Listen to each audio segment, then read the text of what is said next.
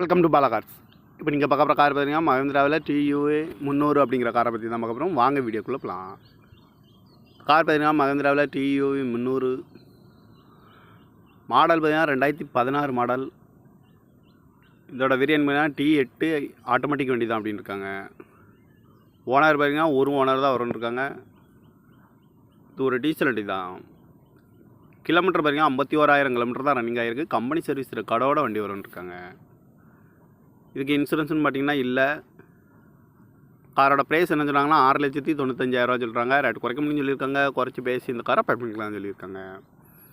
AC வந்துடும், power sharing வந்துடும், பருண்டோ, ABS வந்துடும், airbag, alloy wheel, remote lock வந்துடும்.